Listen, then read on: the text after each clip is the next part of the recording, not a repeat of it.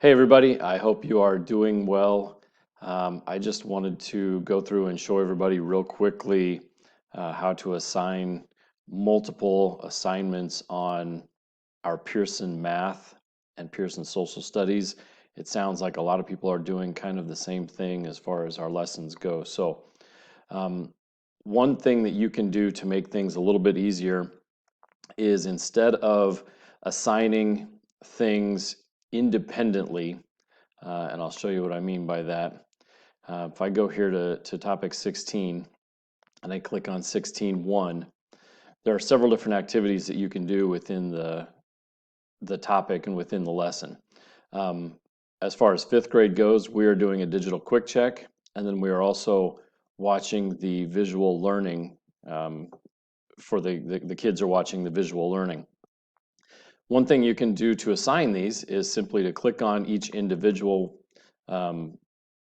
lesson or assignment, and then you can fill out the due dates and the start date, and then the class that you want to assign it to.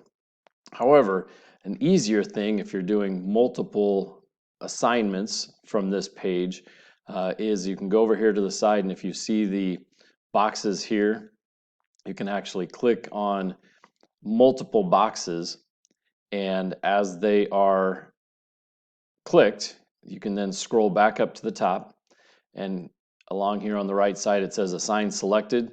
If you click on assign selected, it's going to pull that same assignment screen up, but instead of pulling up individual lessons or activities, you are now pulling up multiple activities, and it is labeling for that lesson.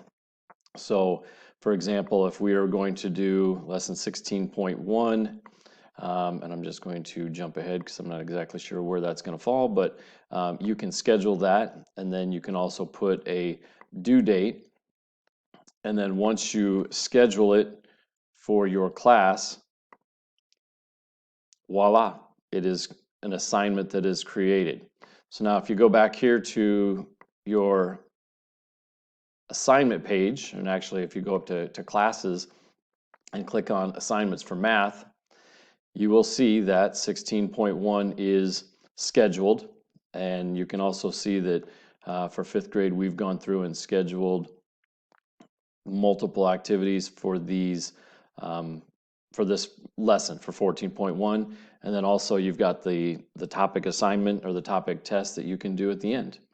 So hopefully that helps everybody out, and if you have any questions, feel free to get a hold of me. Thanks.